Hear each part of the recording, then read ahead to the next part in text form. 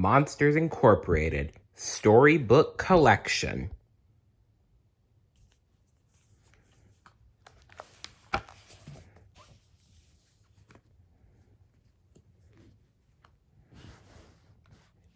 Sulley to the rescue.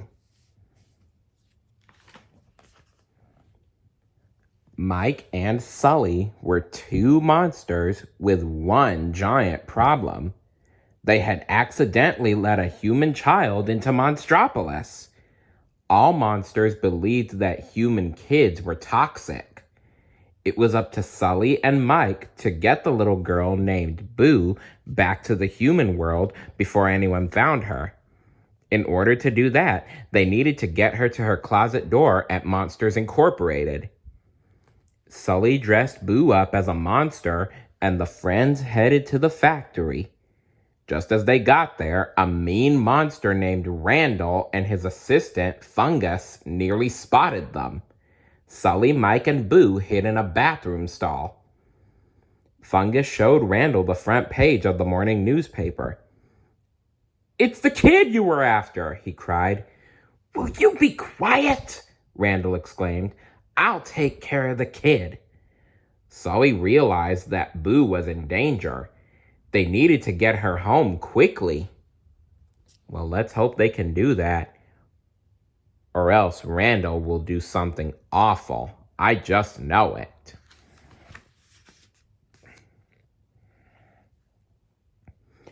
When Mike and Sulley searched for her closet door, Boo wandered off. The two friends split up to find her. Unfortunately, Randall found Mike first. He'd figured out that Mike and Sulley had the child. "Where's the kid?" demanded Randall. When Mike wouldn't tell him, Randall said he'd bring the kid's door to the scare floor at lunchtime. He promised that if Mike and Sulley brought the child, she could go home and none of them would get in trouble. I don't know. That seems pretty fishy to me. Just as Sulley found Boo, Mike ran up to him. "I found us a way out of this mess," he exclaimed. "Come on." He led the way to the scare floor where Boo's door was waiting. "There it is, just like Randall said," he cried. "Randall?" Sulley asked. "We can't trust Randall. He's after Boo." But Mike was sure everything was fine. To prove it, he opened the door to Boo's room and went inside. He climbed on her bed. Suddenly, a box came down over Mike. It was a trap. "I knew it. I knew that Randall was up to something." Sulley and Boo hid while Randall wheeled the box away on a cart. Then they followed Randall through the factory and down a long dark hallway to a hidden workshop. Randall let out an evil laugh as he opened the box. When he found Mike instead of the girl, he was angry. But that didn't stop him from following his wicked plan. "I'm about to revolutionize the scaring industry," Randall said. "And when I do, even the great James P. Sullivan is going to be working for me." Randall had invented a machine that could suck the screams out of children, and he was going to test it on Mike. Luckily, Sulley pulled the machine's plug out of the wall and saved Mike. The three friends ran for their lives. "Follow me," Sulley called to Mike. "I have an idea." Sulley decided they needed to find Mr. Waternoose, president of Monsters Incorporated, and tell him what was going on.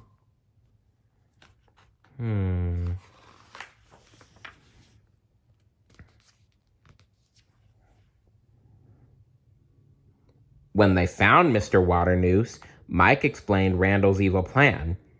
"I'm sorry you got mixed up in this," Mr. Waternoose said with a heavy sigh. A closet door landed behind them, and Mike turned around. Sir? That's not her door," Mike said slowly. "I know," Mr. Waternoose said.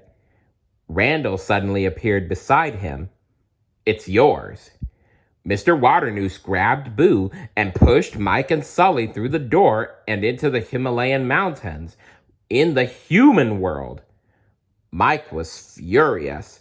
What a great idea, he shouted at Sulley, going to your old pal Waternoose. Too bad he was in on the whole thing. Sulley could only think about one thing. Boo. He had to get back and save her. She was in serious trouble.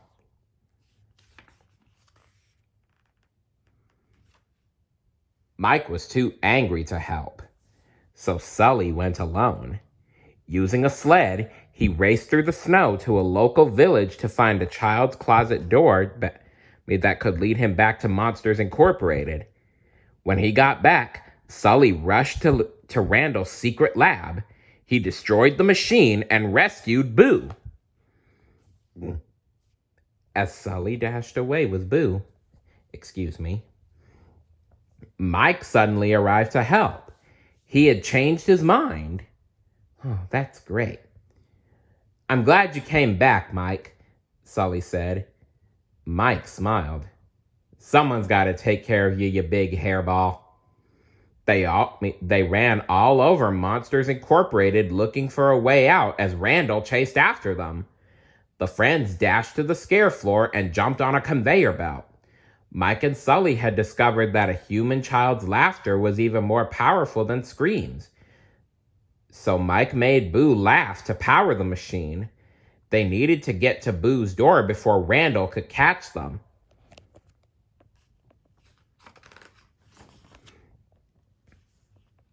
Mike and Sulley jumped in and out of closets trying to lose Randall and find Boo's door. Suddenly, Randall got close enough to grab Boo.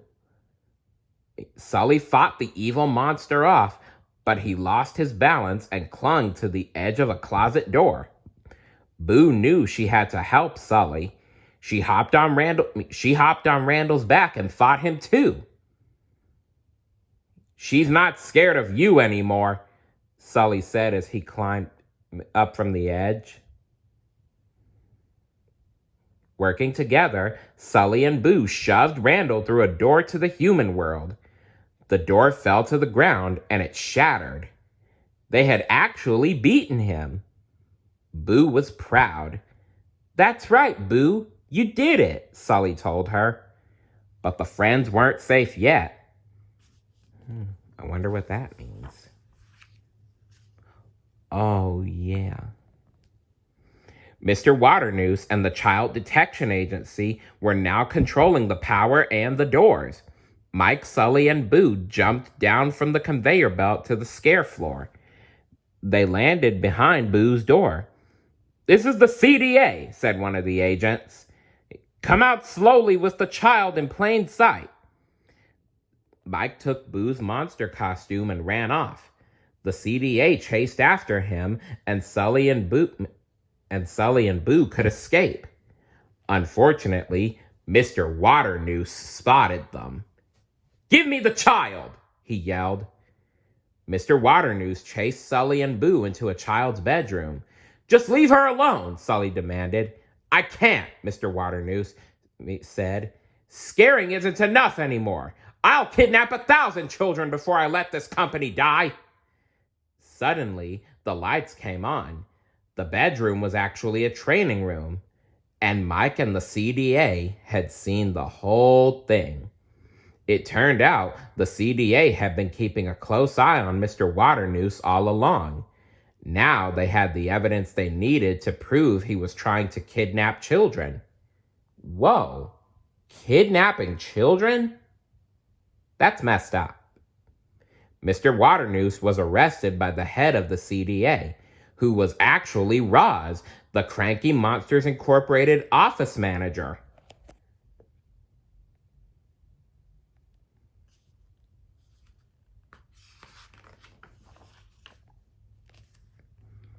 It was finally time for Boo to go home.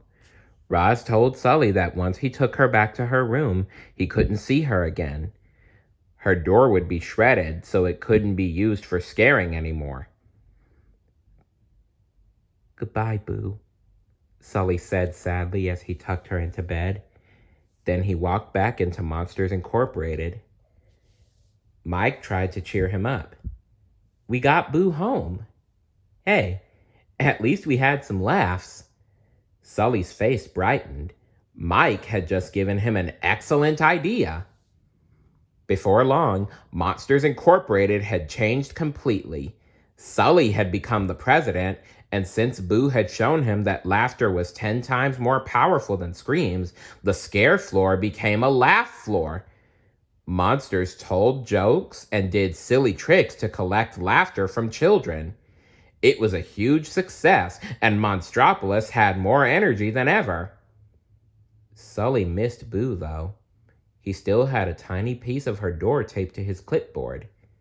Then one day, Mike had a surprise for Sulley. Ta-da! Said Mike. Sulley gasped. Mike had put Boo's door back together. Now Sulley could visit Boo whenever he liked. Sulley opened the door. Boo? Kitty! Replied Boo, using her special nickname for Sulley. The two friends were back together at last. That's so wonderful.